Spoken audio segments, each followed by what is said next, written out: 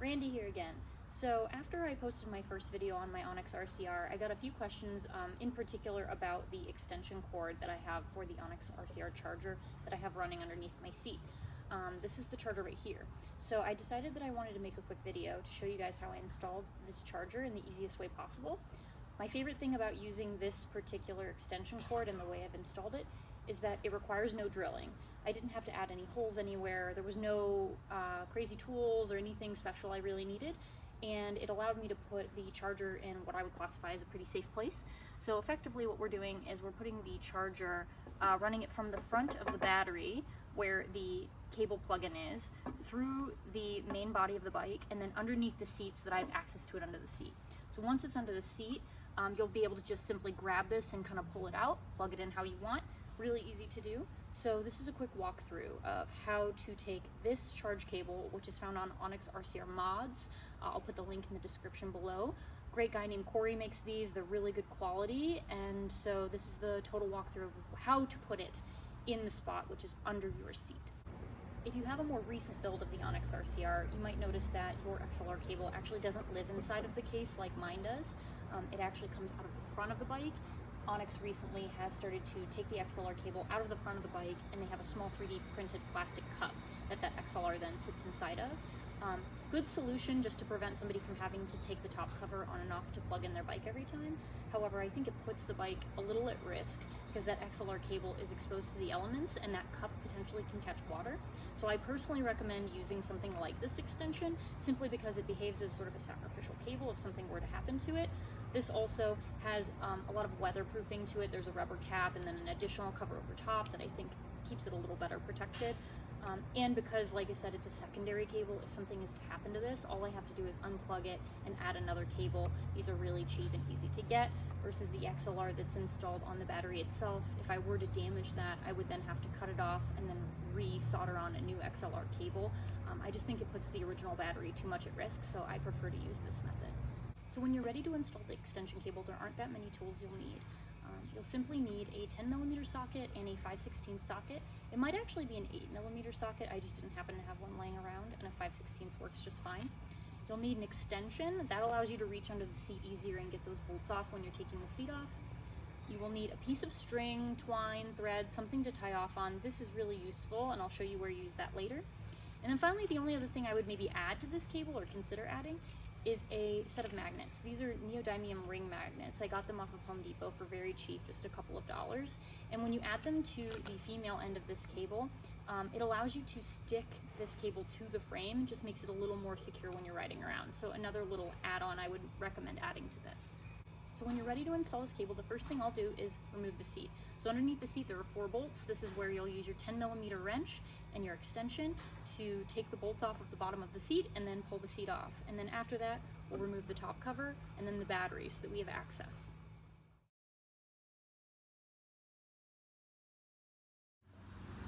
So I've removed the seat, I've removed the top cover, and I've removed the battery. I simply unplugged it and set it off to the side for the purpose of this video right now.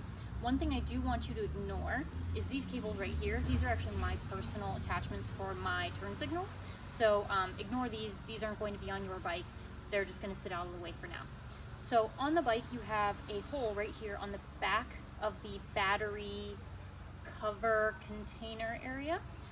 Right now there's one cable running through it, which is the taillight cable. That taillight cable is just thick enough that the extension of the XLR cable won't fit through. So what we have to do actually is temporarily detach the taillight, pull that cable back through the hole to make room, fish this through, and then once you fish the large end of this through, you'll be able to fish the taillight wire back through as well. It will fit totally fine. So I will show you how to remove the taillight really easily. This is where the string is going to come into play. So you take that 5/16 socket and you unbolt the taillight from the frame. So there are 2 bolts here. You unbolt them, and once you detach those 2 bolts, set them off to the side, and then you pull the taillight out. When you pull the taillight out, you're going to see the cable eventually about 8 or so inches in. You'll hit the connecting points. There are 3 connectors, and remember which order they all go in. The connectors then, you can detach them. And then what I do is I take that string that I was talking about and I tie the string around that connector inside the frame tube. Make sure you cut enough string that it is longer than this tube that the cable is running through, so that when I retract that cable out the back side, I always have a way of pulling that string back through and then therefore pulling the connector with it.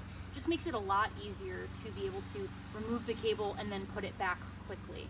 The first time I did it, I didn't think to do that. I pulled the cable out and then it was sort of a nightmare to fish that cable all the way back through the tube again without a means of really grabbing it, because the tube is not very wide.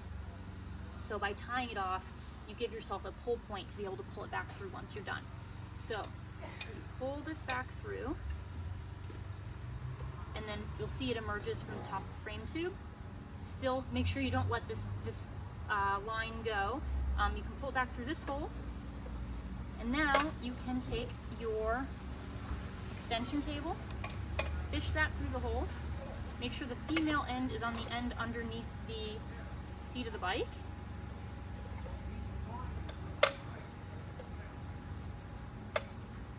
And then this will live inside these two U brackets underneath the seat.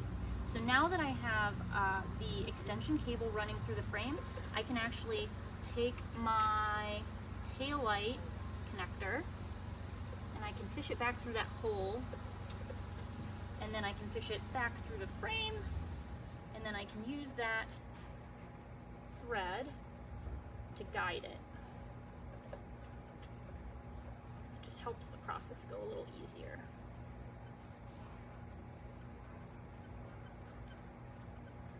There we go. So now I've got this back out. I can reconnect the tail light, put that back down.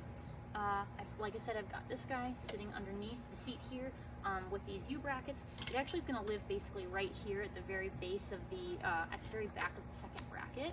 So you can just leave it right there. Make sure you've got enough length. This is the point where you could decide whether or not you wanted to zip tie this cable off. You could basically zip tie it right here on the cable, and that would prevent it from, going too far out or too far in, depending on what you're concerned about. I personally haven't used that. The cable is pretty much the perfect length to do this with, so I haven't found the need to zip tie it, but that's just an extra option for you if that's something you want to consider doing.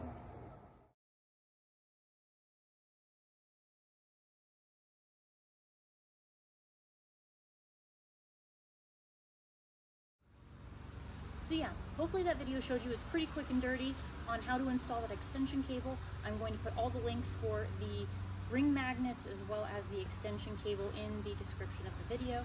And if you have any additional questions about this installation, let me know. Otherwise, I think that's all I got for you today. Thanks!